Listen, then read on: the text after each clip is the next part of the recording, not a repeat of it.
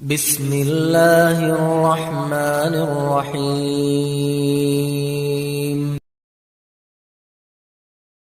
Bila kamu berkata, maka hendaklah kamu berlaku adil, kendatipun itu kepada kerabatmu, dan penuhilah janji Allah. Makna daripada dan hendaklah kamu berlaku adil, kendatipun dia adalah kerabatmu, kalaupun kerabatmu itu salah, anakmu, istrimu, orang tuamu, salah menurut kacamata agama, salahkan. Kalau benar, benarkan, gitu kan? Umar bin Abdul Aziz rahimahullah, pernah beliau kedatangan seseorang dari wilayah Samura. Samura ini wilayah Rusia. Orang ini kebetulan wilayahnya di wilayah Rusia sedang diserang oleh Qutaibah bin Muslim, salah satu panglima perang yang sangat terkenal dalam Islam. Qutaibah bin Muslim ini rahimahullah datang ke wilayah Samura, tidak menawarkan Islam, tidak juga menawarkan jizyah, upeti, langsung menyerang, opsi yang ketiga. Dalam Islam kan tidak boleh nih. Kita kalau mau menyerang satu lokasi, kita tawarin Islam dulu, kirimin dai-dai, jelaskan Islam. Kalau sudah jelas buat mereka Islam, mereka tidak mau, baru tawarkan upeti, jizyah. Kita tentukan upeti per kepala bayar sekian ke pemerintahan Islam. Kata Allah SWT, hatta yu'tul jizyah an yadin wa hum saghirun. Mereka harus bayar jizyah dalam kondisi mereka terhina karena menolak agama Allah. Kalau mereka nolak, baru diperangi. Qutaibah bin Muslim rahimahullah melihat wilayah Samra ini wilayah yang sangat strategis. Kalau takluk, wilayah sekitarnya takluk semua nih. Maka beliau rahimahullah ijtihad, habis sholat subuh nyerang tiba-tiba. Nggak tawarin Islam, nggak tawarin. Masyarakat Samra kaget diserang, takluk akhirnya. Orang ini, sebetulnya wilayah itu ternyata mayoritasnya dikuasai oleh penyihir. Gitu. Penyihir. Dengan hikmah Allah subhanahu wa ta'ala, akhirnya mereka merasa terganggu. Gitu kan. Karena direbut oleh Islam. Dan mulailah kaum muslimin mendirikan, ada hakimnya, ada pengadilan, hukum-hukum agama Islam diterapkan, didakwahi mereka dengan cara Islam, tapi yang tidak masuk Islam dibiarkan. Hanya saja penyihir-penyihir pemimpin mereka ini mengutus satu anak muda, mengatakan ke anak muda yang ngerti bahasa Arab, kau pergi ke sana.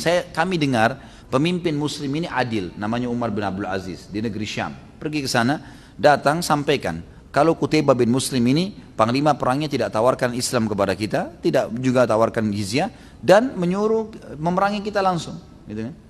Coba tanyakan, mungkin ada sesuatu yang bisa dia berikan kepada kita.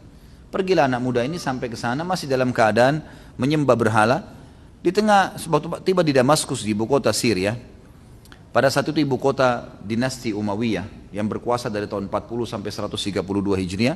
Umar bin Abdul Aziz ini di tengah-tengahnya, berkuasa dari tahun 99 sampai 101 Hijriah, 2 tahun. Tapi terkenal dengan keadilannya. Salah satu dari turunan Umar bin Khattab radhiyallahu anhum ajma'in. Ringkas cerita, dia masuk ke negeri Syam, di Damaskus tepatnya, dia lihat rumah-rumah banyak yang besar. Setiap lihat rumah besar dia bilang mungkin ini istana khalifah. Ternyata bukan.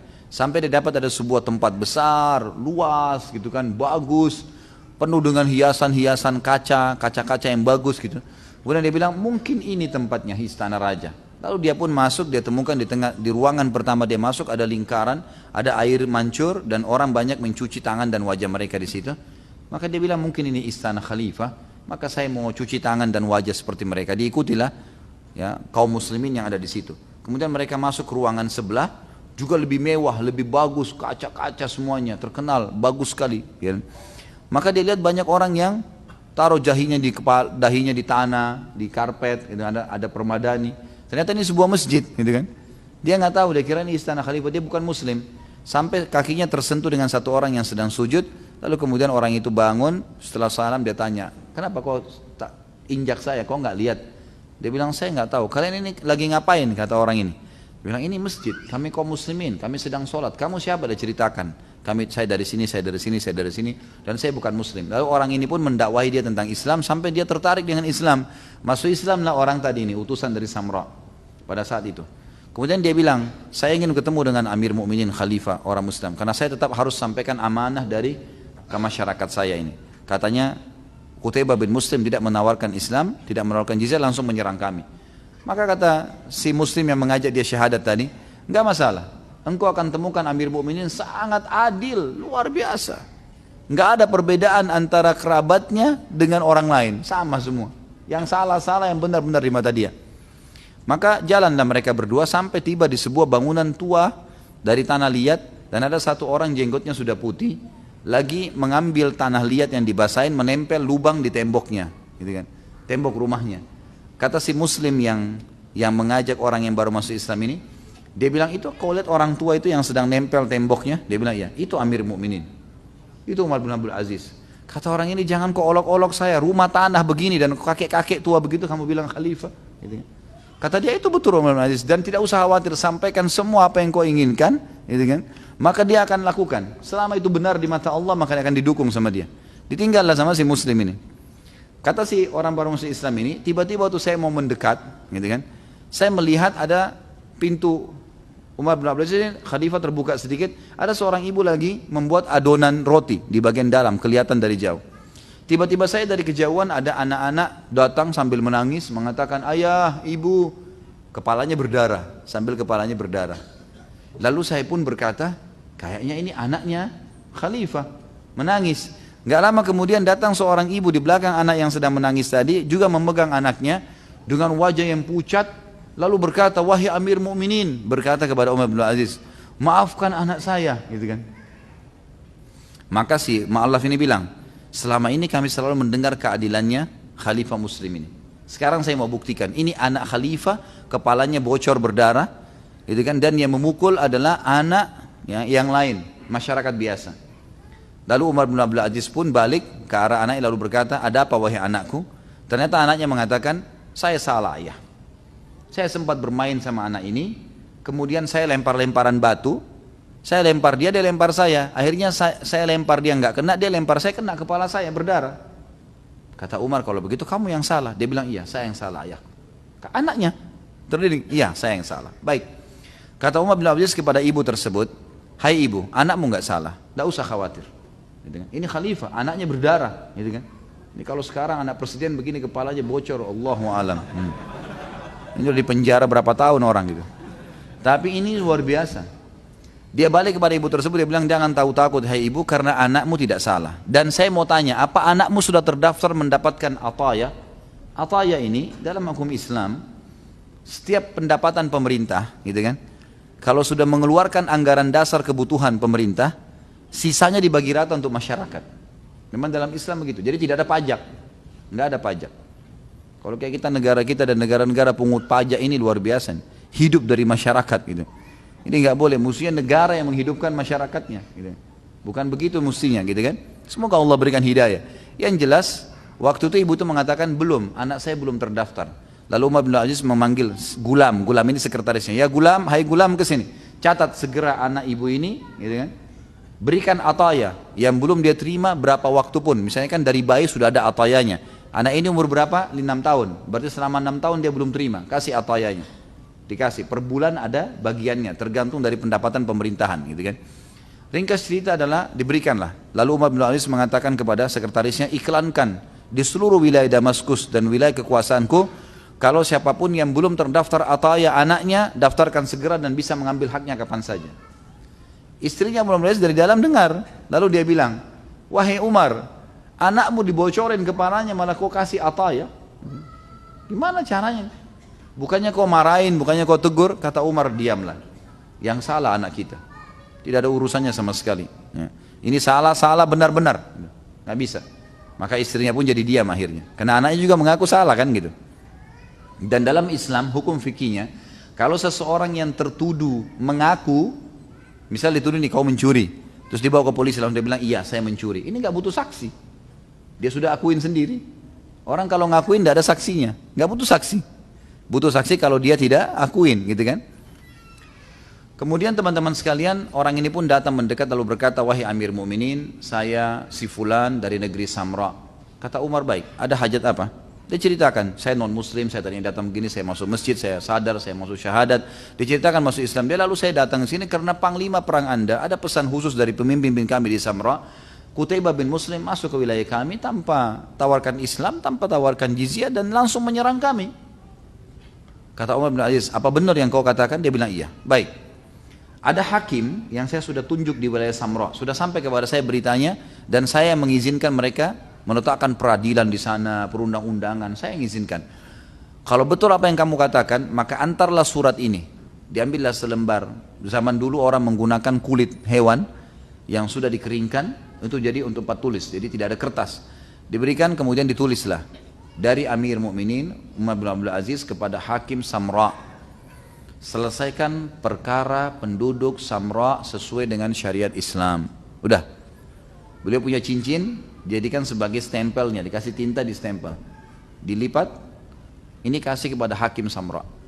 Kata anak muda ini, saya tadinya tidak percaya, lalu saya ambil gitu kan surat tersebut, saya bilang hanya ini Amir Mukminin, hanya itu, kasih saja, udah selesai urusan kalian itu. Orang ini pun pulang. Perjalanan dari Samra ke Damaskus itu 1 bulan. Perjalanan jauh.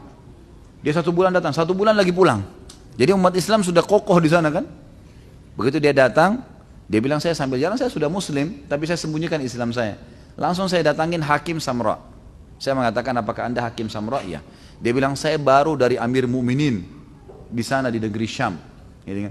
Dan saya mengeluhkan perkara kalian masuk ke wilayah kami tanpa tawarkan Islam, tanpa tawarkan jizyah, dan kalian langsung memerangi kami.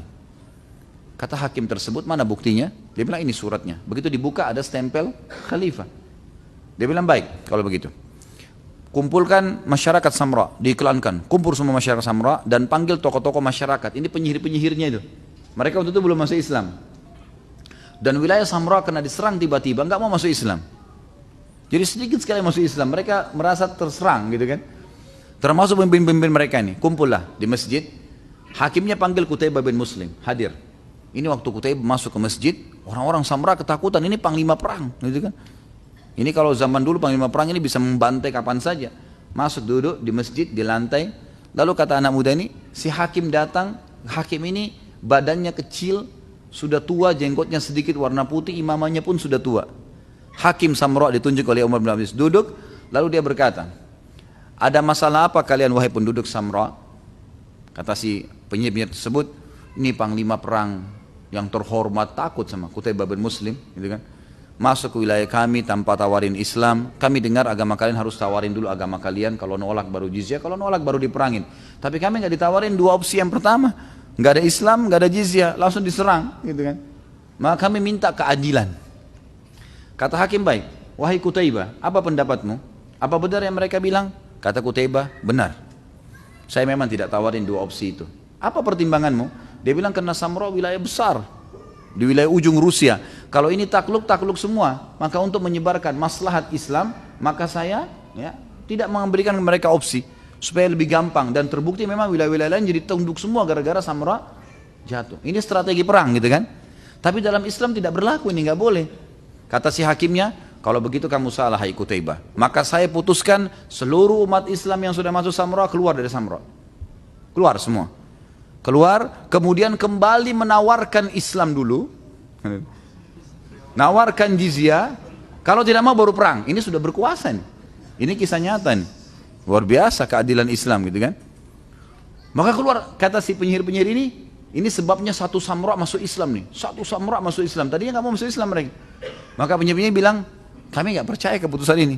Seorang yang kurus kecil tadi si hakim ini memberikan keputusan, masa ribuan umat Islam tiba-tiba mau keluar? Nggak mungkin. Dia bilang tiba-tiba kami kaget, sudah terdengar suara kuda, suara unta, laki-laki, perempuan, anak-anak keluar semua. Menuju ke pintu gerbang Samra, satu keputusan. Lalu kata anak muda ini, apakah kalian, anak muda ini kesempatan, memang dia lihat, ini luar biasa keadilan Islam. Ada yang lebih besar dia lihat tadi kan, ketemu Umar bin Abdul Aziz, bagaimana keadilan dengan anaknya dan seterusnya. Maka dia mau mendakwai kaumnya sekalian. Dia bilang, apakah kalian lihat bagaimana keadilan mereka?